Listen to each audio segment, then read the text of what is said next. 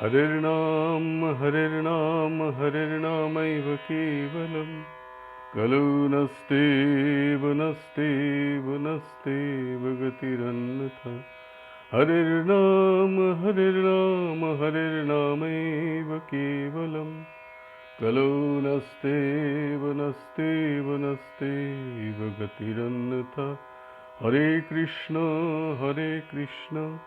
कृष्ण कृष्ण हरे हरे हरे हरे राम राम राम हरे हरे श्री श्री गुरवे नमः प्रेम भक्ति प्रदातारं आनन्दनन्दवर्धनं स्वर्णमयी सुतं वन्दे जुगमाया मनोहरं विजयवल्लभां देवीं विजयानन्दवर्धिनीं सदानन्दमयीं साध्वीं जुगमायां नमाम्यहम् गंगा गीता सावित्री सीता सत्ता पतिव्रता ब्रह्मावलिर्ब्रह्मविद्या त्रिसन्ध्या मुक्तिगेहिनी अर्धमात्रा चितानन्दा भवग्निभ्रान्तिनाशिनी वेदत्रयी परानन्दा तत्तार्थज्ञानमञ्जरी। श्रीमद्भगवद्गीता पाठः अथ द्वितीयोऽध्यायः साङ्ख्ययोगः। संजय उवाच तं तथा कृपयाविष्टम् अश्रुपूर्णाकुलेक्षणं विषीदन्तम् इदं वाक्यम् उवाच मधुसूदन। प्रथम श्लोक। বঙ্গানুবাদ। সঞ্জয় বলিলেন, তখন মধুসূদন কৃপাবিষ্ট হইয়া অশ্রুপূর্ণ লোচন বিষণ্ণ অর্জুনকে এই কথা বলিলেন। শ্রী ভগবানুবাচ কুতস্ত্বাকস্মলমিদং বিষমে সমুপস্থিতম অনর্যজুষ্টম অসর্গম অকীর্তিকরম অর্জুন।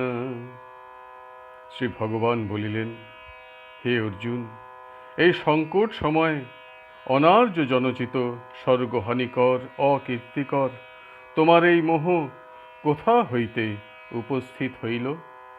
ক্লৈবংমস্ম গমঃ পার্থ নৈতত্তয়ুপপদ্যতে ক্ষুদ্রং হৃদয় দৌর্বল্যং ত্যক্তা উত্তিষ্ঠ পরন্তপ।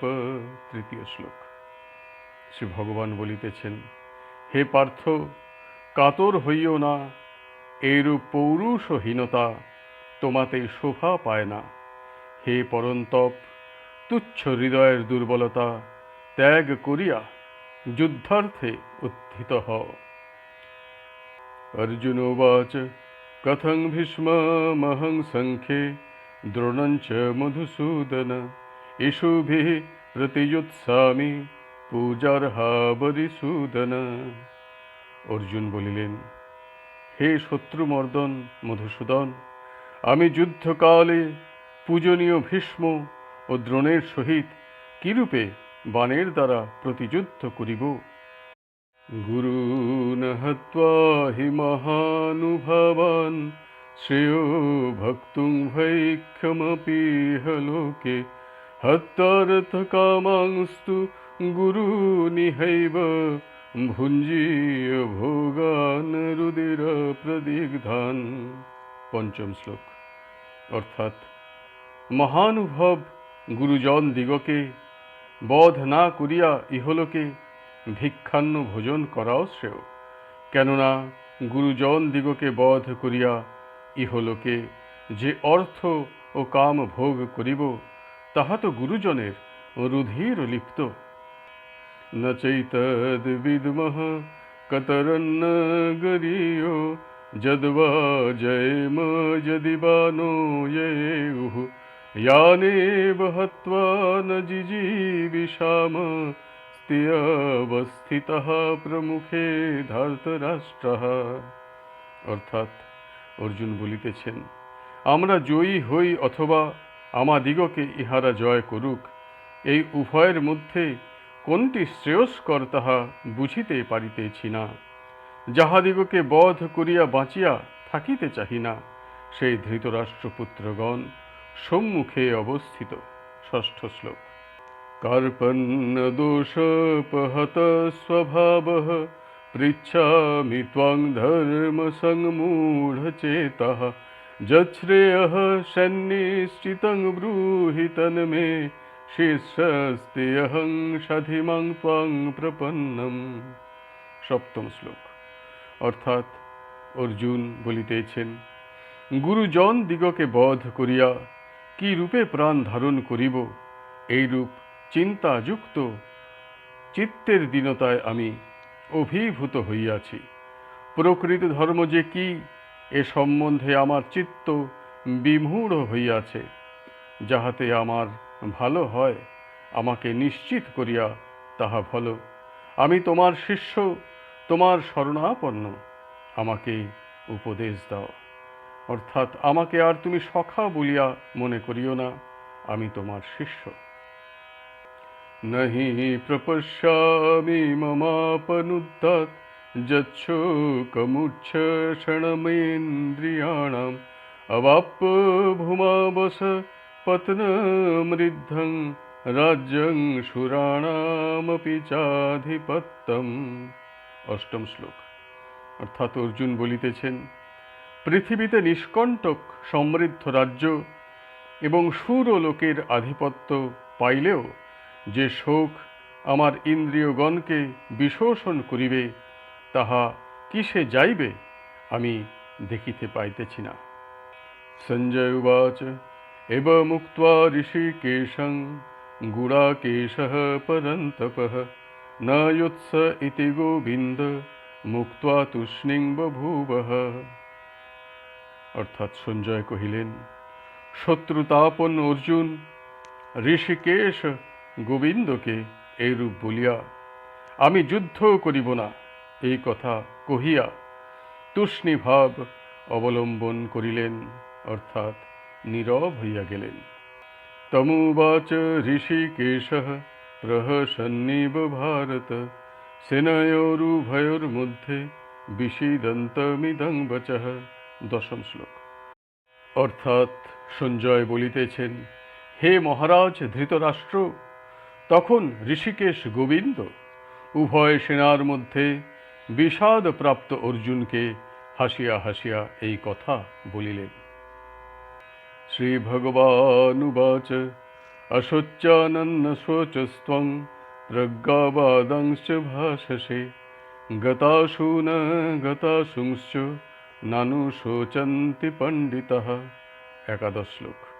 অর্থাৎ শ্রী ভগবান বলিলেন, যাহাদিগের জন্য শোক করার কোনো কারণ নাই, তুমি তাহাদিগের জন্য শোক করিতেছ, আবার পণ্ডিতের ন্যায় কথা বলিতেছ।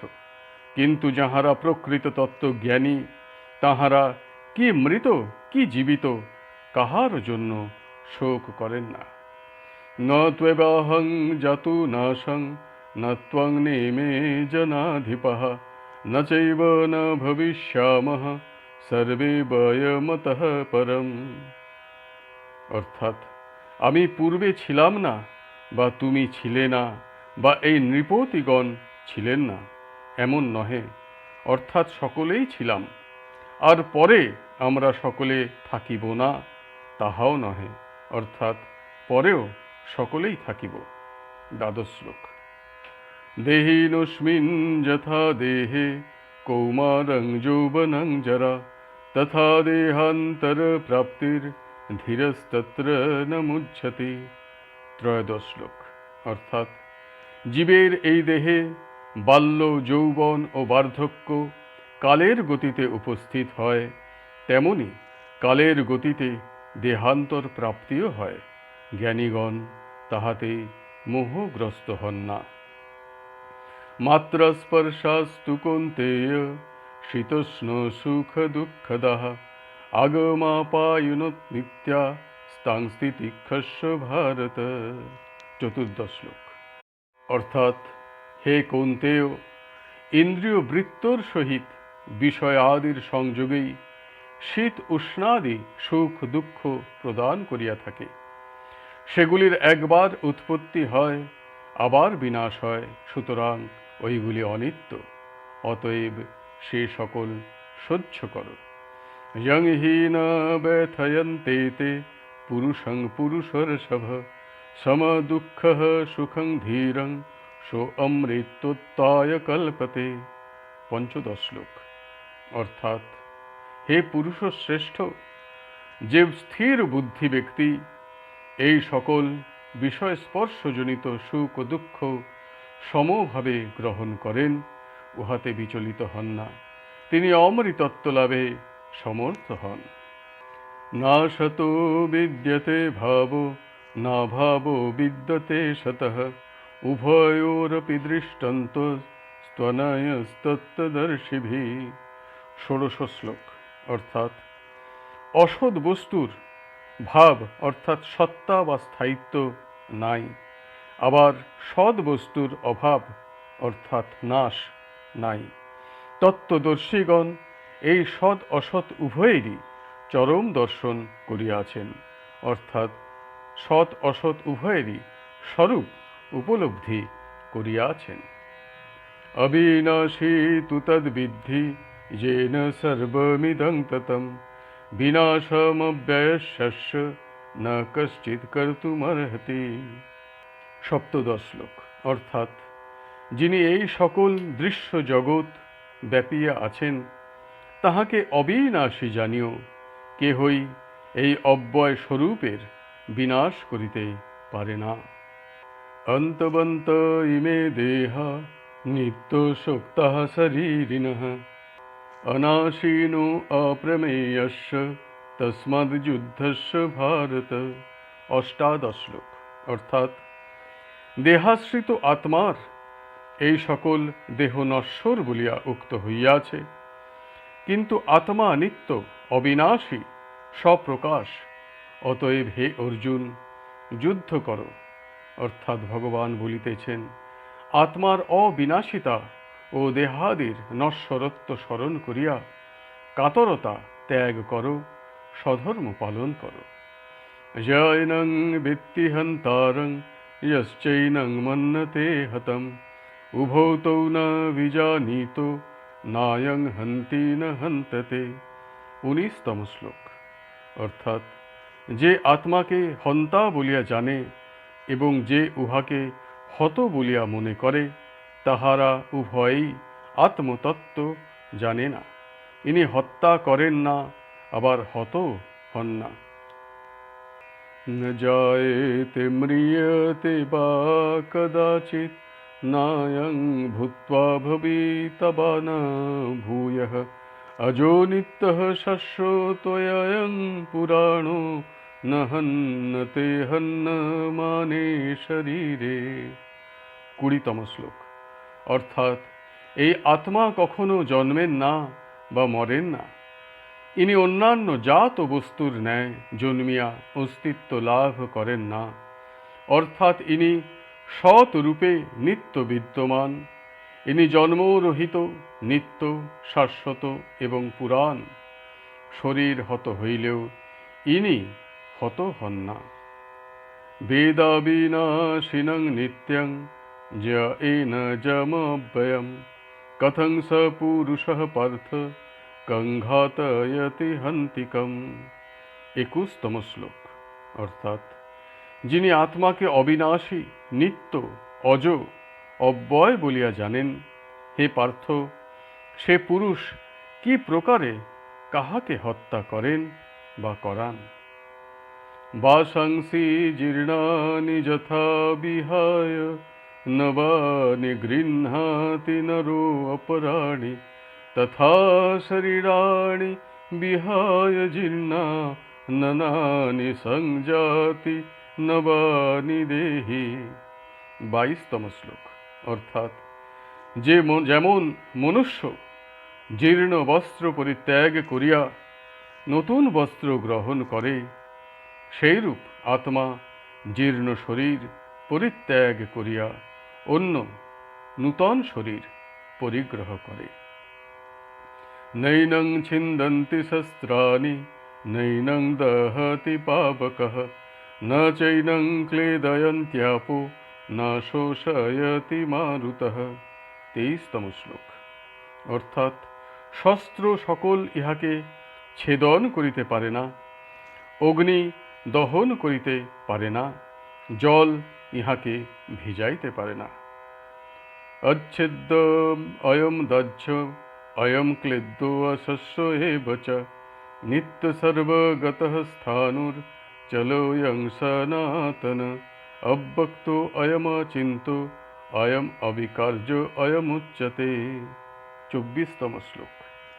অর্থাৎ এই আত্মা অচ্ছেদ্য, অদাহ্য, অক্লেদ্য, অশস্য। ইনি নিত্য, সর্বব্যাপী, স্থির, অচল, সনাতন, অব্যক্ত, অচিন্ত ও অবিকার্য বলিয়া কথিত হন। তস্মাদেবং বিদিত্বৈনং নানুশোচিতুমর্হসি। 25তম শ্লোক। অর্থাৎ অতএব আত্মাকে এই প্রকার জানিয়া তোমার শোক করা উচিত নয়। अथ चैनं नित्यजातं नित्यं वा मन्यसे मृतं तथापि त्वं महाबाहो नैनं শোচিতুমর্হসি। 26তম শ্লোক।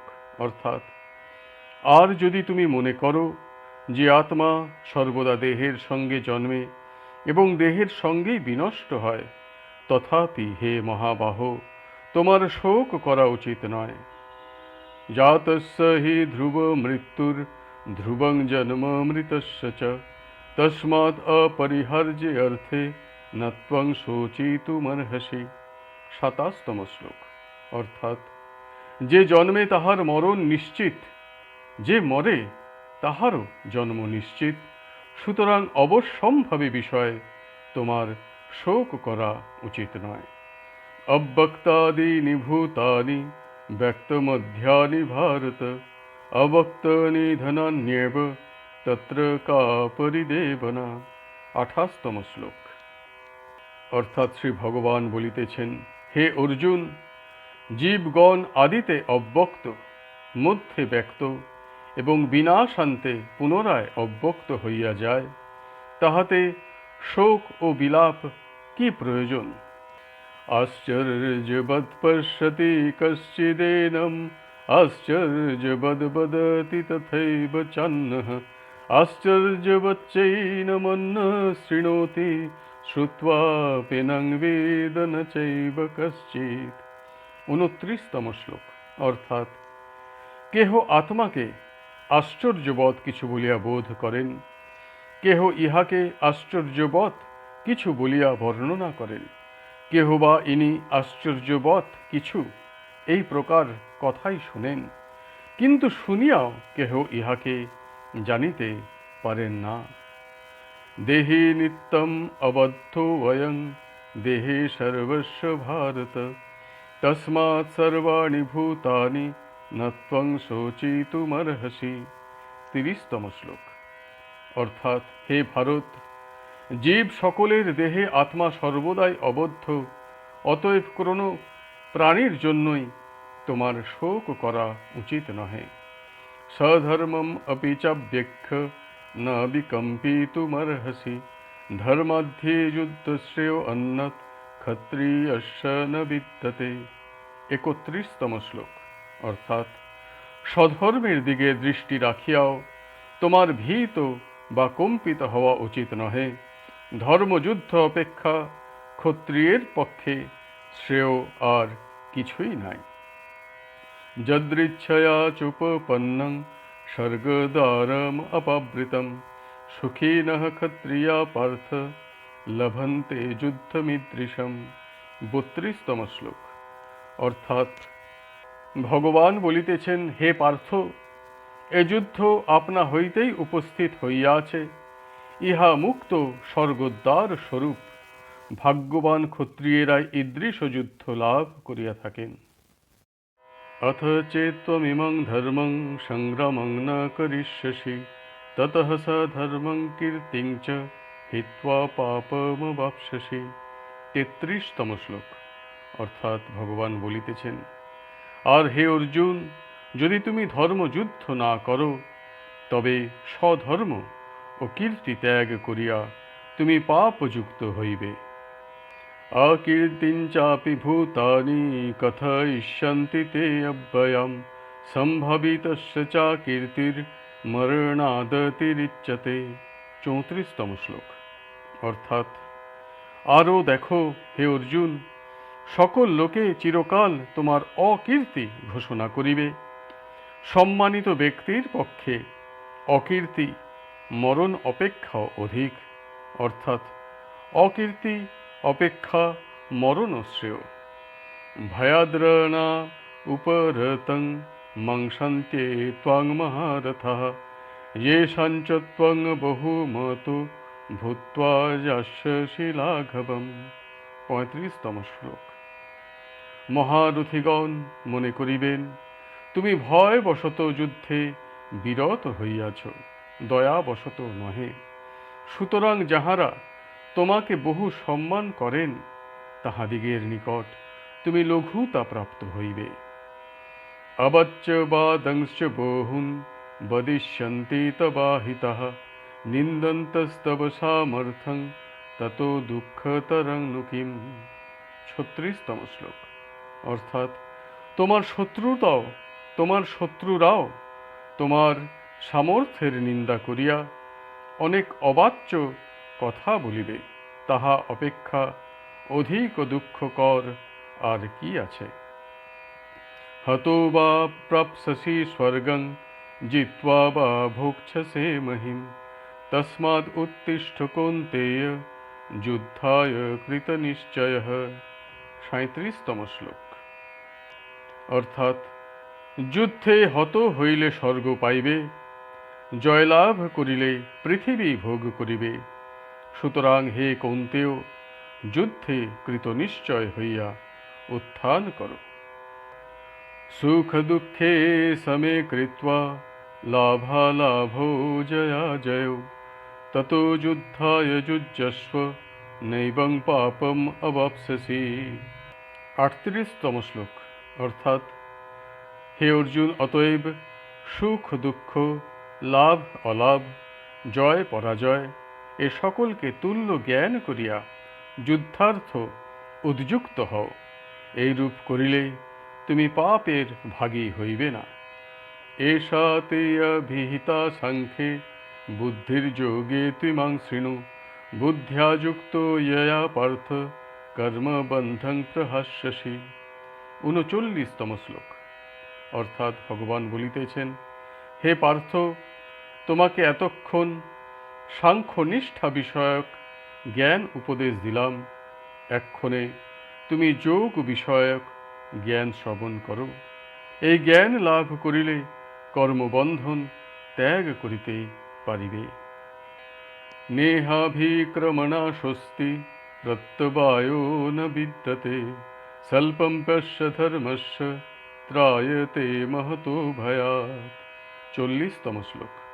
অর্থাৎ ইহাতে অর্থাৎ এই নিষ্কাম কর্মযোগে আরব্ধ কর্ম নিষ্ফল হয় না এবং ত্রুটি বিচ্যুতিজনিত পাপ বা বিঘ্ন হয় না।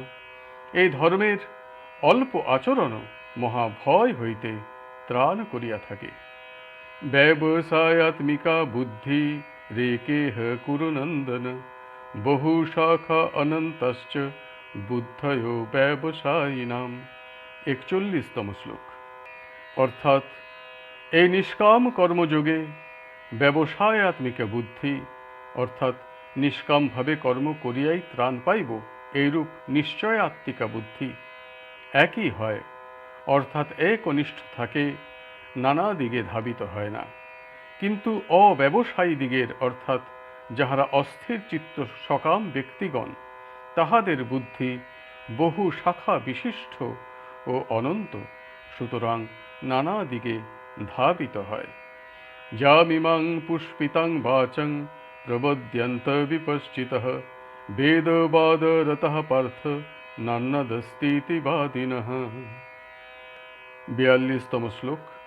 কামাত্মানঃ সর্গপরা জন্ম কর্ম ফলপ্রদাম ক্রিয়াবিশেষবহুলাং ভোগৈশ্বর্য গতিং প্রতি।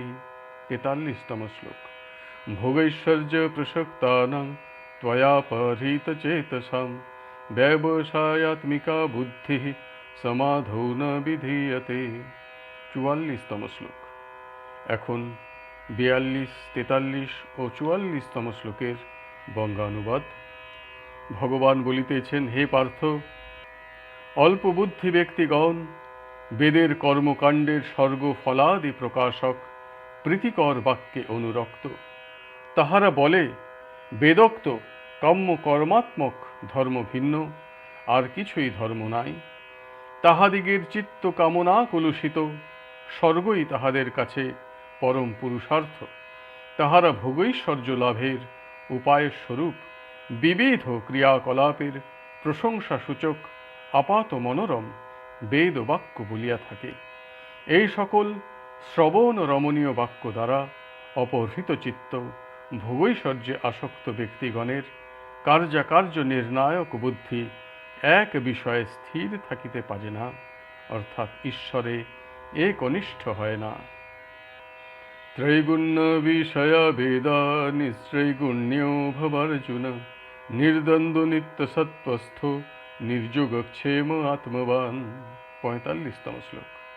অর্থাৎ হে অর্জুন, বেদসমূহ ত্রৈগুণ্য বিষয়ক, তুমি নিস্ত্রৈগুণ্য হও, তুমি নির্দ্বন্দ্ব, নিত্য সত্ত্বস্থ, যোগক্ষেমরহিত ও আত্মবান হও।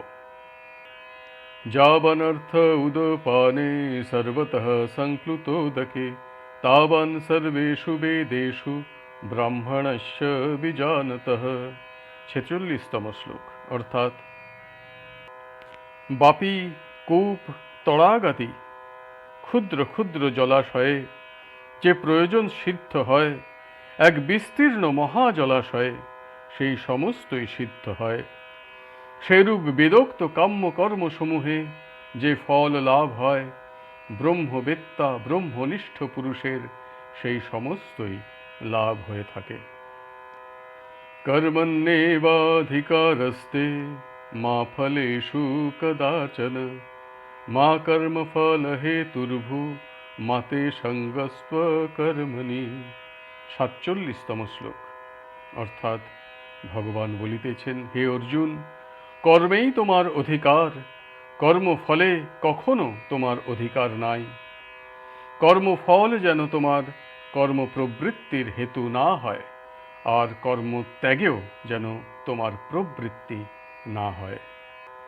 যোগস্থঃ কুরু কর্মাণি সঙ্গং ত্যক্ত্বা ধনঞ্জয়, সিদ্ধ সিদ্ধঃ সমো ভূত্বা সমত্বং যোগ উচ্যতে। 48তম শ্লোক।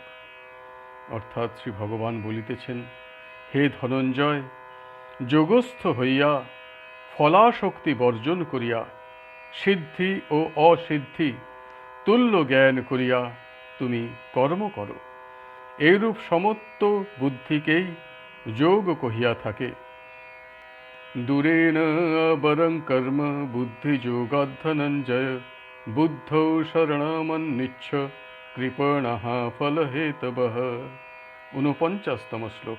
অর্থাৎ ভগবান বলিতেছেন, হে ধনঞ্জয়, কেবল বাহ্য কর্ম বুদ্ধিযোগ অপেক্ষা নিতান্তই নিকৃষ্ট। অতএব তুমি সমত্ব বুদ্ধির অর্থাৎ বুদ্ধিযোগের আশ্রয় লও। যাহারা ফলের উদ্দেশ্যে কর্ম করিয়া থাকে, তাহারা দীন, নিতান্ত কৃপার পাত্র। বুদ্ধিযুক্ত জহাতিহ উভে সুস্কৃত দুষ্কৃতে, তস্মাদ যোগায় যুজ্যস্ব যোগঃ কর্মসু কৌশলম। 50তম শ্লোক। অর্থাৎ সমত্ব বুদ্ধিযুক্ত নিষ্কাম কর্মী ইহলোকেই সুকৃত দুষ্কৃত উভয়ই ত্যাগ করেন। সুতরাং তুমি যোগের অনুষ্ঠান করো, কর্মে কৌশলী হইল যোগ। কর্মজং বুদ্ধিযুক্তা হি ফলং ত্যক্ত্বা মনীষিণঃ, জন্মবন্ধ বিনির্মুক্তঃ পদং গচ্ছন্ত নাময়ম। 51তম শ্লোক। অর্থাৎ সমত্ব বুদ্ধিযুক্ত জ্ঞানীগণ কর্ম করিলেও কর্মজনিত ফলে আবদ্ধ হন না। সুতরাং তাহারা জন্মরূপ বন্ধন অর্থাৎ সংসার বন্ধন হইতে মুক্ত হইয়া সর্বপ্রকার উপদ্রব রহিত বিষ্ণুপদ বা মোক্ষপদ প্রাপ্ত হন। যদা তে মোহকলীলং বুদ্ধির্ব্যতিতরিষ্যতি, তদা গন্তাসি নির্ভেদং শ্রোতব্যস্য শ্রুতস্য চ। 52তম শ্লোক। অর্থাৎ যখন তোমার বুদ্ধি মোহরূপ গহন কানন অতিক্রম করিবে, তখন তুমি শ্রুত ও শ্রোতব্য বিষয়ে বৈরাগ্য প্রাপ্ত হইবে। শ্রুতি বিপ্রতিপন্নাতে যদা স্থস্যতি নিশ্চলা সমাধাবচলা বুদ্ধি তদা যোগম অবাপ্স্যসি। 53তম শ্লোক। অর্থাৎ লৌকিক ও বৈদিক নানাবিধ ফল কথা শ্রবণে বিক্ষিপ্ত তোমার বুদ্ধি যখন সমাধিতে নিশ্চল হইয়া থাকিবে, তখন তুমি সাম্য বুদ্ধিরূপ যোগ প্রাপ্ত হইবে। अर्जुन उवाच स्थितप्रज्ञस्य का भाषा समाधिस्थस्य केशव स्थितदिः किं प्रभाषेत किमासीत ব্রজেত কিম। 54তম শ্লোক। অর্থাৎ অর্জুন কহিলেন, হে কেশব, যিনি সমাধিস্থ হইয়া স্থিতপ্রজ্ঞ হইয়াছেন, তাহার লক্ষণ কি?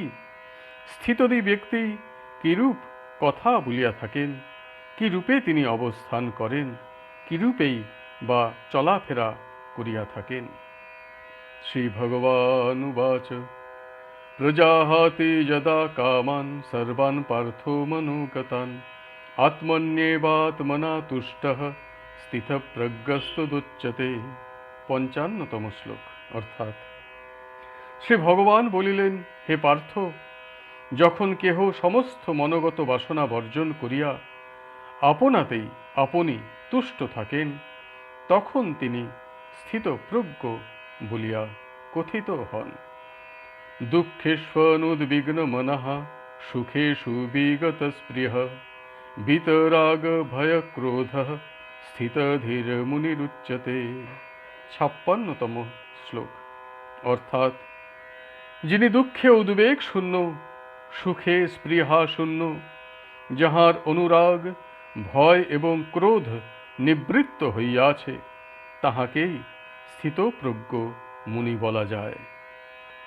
য সর্বত্রানাভিস্নেহস্তত্তৎপ্রাপ্য শুভাশুভম নাভিনন্দন্তি ন দ্বেষ্টি তস্য প্রজ্ঞা প্রতিষ্ঠিতা। 57তম শ্লোক। অর্থাৎ যিনি দেহ জীবন আদি সকল বিষয়ই মমতা শূন্য, তত্তদ বিষয়ে শুভ প্রাপ্তিতে সন্তোষ বা অশুভ প্রাপ্তিতে অসন্তোষ প্রকাশ করেন না, তিনি স্থিতপ্রজ্ঞ। यदा संहरते चायं कूर्म अंगानीव सर्वशः इंद्रियाणीन्द्रियार्थेभ्यस्तस्य प्रज्ञा प्रतिष्ठिता। 58তম শ্লোক। অর্থাৎ কচ্ছপ যেমন কর চরণাদি অঙ্গ সকল সংকুচিত করিয়া রাখে, তেমনি যিনি রূপ রসাদি ইন্দ্রিয়ের বিষয় হইতে ইন্দ্রিয় সকল সংহরণ করিয়া লন, তিনি স্থিতপ্রজ্ঞ। বিষয়া বিনিবর্তন্তে নিরাহারস্য দেহিনঃ রসোবর্জং রসোপশ্য পরং দৃष्ट्वा নিবর্ততে। 59তম শ্লোক। অর্থাৎ ইন্দ্রিয় দ্বারা বিষয় গ্রহণে অপ্রবৃত্ত ব্যক্তির বিষয় উপভোগ নিবৃত্ত হয় বটে, কিন্তু বিষয় তৃষ্ণা নিবৃত্ত হয় না। কিন্তু সেই পরম পুরুষকে দেখিয়া স্থিতপ্রজ্ঞ ব্যক্তির বিষয় বাসনা নিবৃত্ত হইয়া থাকে। যততো অপি কৌন্তেয় পুরুষস্য বিপশ্চিতঃ ইন্দ্রিয়াণি প্রমাথিনী হরন্তি প্রসভং মনঃ। 60তম শ্লোক। অর্থাৎ ভগবান বলিতেছেন, হে কৌন্তেয়, প্রমাথি ইন্দ্রিয়গণ সংযমে যত্নশীল বিবেকী পুরুষেরও চিত্তকে বলপূর্বক হরণ করে, অর্থাৎ বিষয়ে আসক্ত করে। তানি সর্বাণি সংযম্য যুক্ত আসিত মৎপরঃ বশে হি যস্যেন্দ্রিয়াণি তস্য প্রজ্ঞা প্রতিষ্ঠিতা। 61তম শ্লোক। অর্থাৎ যিনি আমার অনন্য ভক্ত, তিনি সেই সকল ইন্দ্রিয়কে সংযত করিয়া আমাতে চিত্ত সমাহিত করিয়া অবস্থান করেন। তাদৃশ সমাহিত চিত্ত ব্যক্তিরই ইন্দ্রিয় সকল বশীভূত হয়, তিনি স্থিতপ্রজ্ঞ।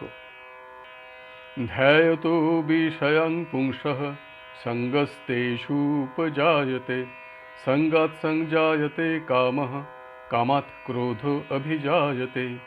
৬২তম শ্লোক। ক্রোধাদ্ ভবতি সন্মোহঃ সম্মোহাৎ স্মৃতিবিভ্রমঃ স্মৃতিভ্রংশাৎ বুদ্ধিনাশো বুদ্ধিনাশাৎ প্রণশ্যতি। ৬৩তম শ্লোক। ভগবান বলিতেছেন, হে অর্জুন, বিষয় চিন্তা করিতে করিতে মনুষ্যের তাহাতে আসক্তি জন্মে। আসক্তি হইতে কামনা অর্থাৎ সেই বিষয় লাভের অভিলাষ জন্মে। সেই কামনা কোনো কারণে প্রতিহত বা বাধাপ্রাপ্ত হইলে প্রতিরোধকের প্রতি ক্রোধ জন্মে। ক্রোধ হইতে মোহ, মোহ হইতে স্মৃতিভ্রংশ, স্মৃতিভ্রংশ হইতে বুদ্ধিনাশ, বুদ্ধিনাশ হইতে বিনাশ ঘটিয়া থাকে। রাগদ্বেষ বিমুক্তৈস্তু বিষয়ানিন্দ্রিয়ৈশ্চরন আত্মবশ্যৈর্বিধে আত্মা প্রসাদম অধিগচ্ছতি। ৬৪তম শ্লোক। অর্থাৎ ভগবান বলিতেছেন, হে পার্থ, কিন্তু যিনি বিধে আত্মা অর্থাৎ যাহার মন নিজের বশবর্তী, তিনি অনুরাগ ও বিদ্বেষ হইতে বিমুক্ত, আত্মবশীভূত ইন্দ্রিয়গণ দ্বারা বিষয় উপভোগ করিয়া আত্মপ্রসাদ লাভ করিয়া থাকেন। প্রসাদে সর্বদুঃখানাং হানিরস্যোপজায়তে প্রসন্নচেতসো আশু বুদ্ধিঃ পর্যবতিষ্ঠতে। ৬৫তম শ্লোক। অর্থাৎ চিত্তপ্রসাদ জন্মিলে এই পুরুষের সমস্ত দুঃখের নিবৃত্তি হয়। যেহেতু প্রসন্ন চিত্ত ব্যক্তির বুদ্ধি শীঘ্র উপাস্যে অর্থাৎ ঈশ্বরে স্থিতি লাভ করিয়া থাকে। নাস্তি বুদ্ধিরযুক্তস্য ন চাযুক্তস্য ভাবনা ন চাভাবয়তঃ শান্তির অশান্তস্য কুতঃ সুখম।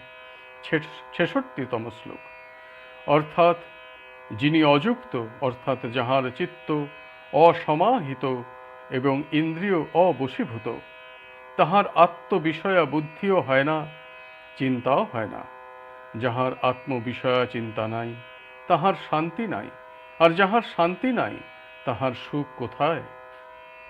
ইন্দ্রিয়াণাং হি চ রতাং জন্মনোনুবিধীয়তে তদস্য হরতি প্রজ্ঞাং বায়ুর্নাবমিবাম্ভসি। ৬৭তম শ্লোক। অর্থাৎ মৌন বিষয়ে প্রবর্তমান ইন্দ্রিয়গণের যেটিকে অনুবর্তন করে, সেই একটি ইন্দ্রই যেমন বায়ু জলের উপরিস্থিত নৌকাকে বিচলিত করে, তদ্রূপ উহার প্রজ্ঞা হরণ করিয়া থাকে।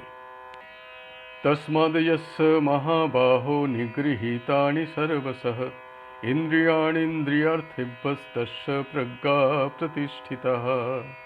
৬৮তম শ্লোক।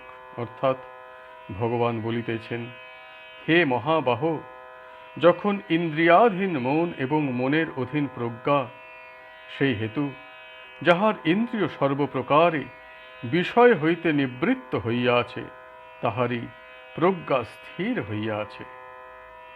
যা নিশা সর্বভূতানাং তস্যাং জাগর্তি সংযমে যস্যাং জাগ্রতি ভূতানি সা নিশা পশ্যতো মুনেঃ।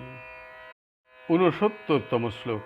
অর্থাৎ সাধারণ প্রাণীগণের পক্ষে যাহা অর্থাৎ আত্মনিষ্ঠ বিষয়ক জ্ঞান নিশাস্বরূপ, তাহাতে সংযমী ব্যক্তিগণ জাগ্রত থাকেন, অর্থাৎ আত্মনিষ্ঠাতেই তাহারা জাগ্রত থাকেন।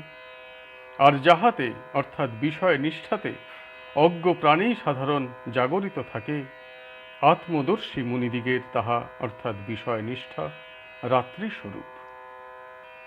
আপুর্যমানম চল প্রতিষ্ঠং সমুদ্রমাপঃ প্রবিশন্তি যদ্বৎ তদ্বদ কামাজং প্রবিশন্তি সর্বে স শান্তিমাপ্নোতি ন কামকামী। ৭০তম শ্লোক। অর্থাৎ যেমন নদ নদীর জলে পরিপূরিত প্রশান্ত সমুদ্রে অপার জলরাশি আসিয়া প্রবেশ করিয়া বিলীন হইয়া যায়, সেইরূপ যে মহাত্মাতে বিষয় সকল প্রবেশ করিয়াও কোনরূপ চিত্ত বিক্ষেপ উৎপন্ন করে না, তিনি শান্তি লাভ করেন। যিনি ভোগ কামনা করেন তিনি শান্তি পান না। বিহায় কামান যহ সর্বান পুমাংশ্চরতি নিষ্প্রিয়ঃ নির্মমো নিরহংকারঃ স শান্তিম অধিগচ্ছতি।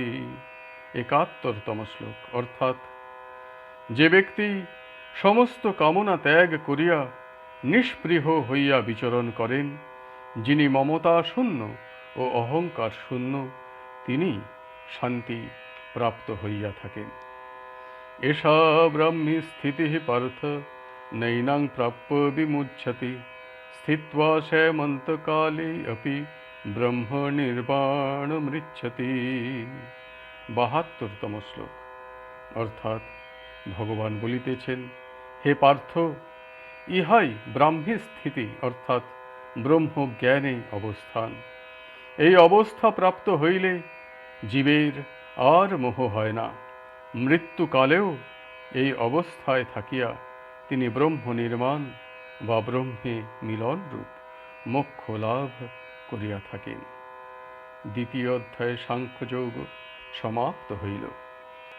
ইতি শ্রীমদ্ভগবদ্গীতাসু উপনিষৎসু ব্রহ্মবিদ্যায়াং যোগশাস্ত্রে শ্রীকৃষ্ণার্জুন সংবাদে সাংখ্যযোগ নাম দ্বিতীয়োধ্যায়ঃ।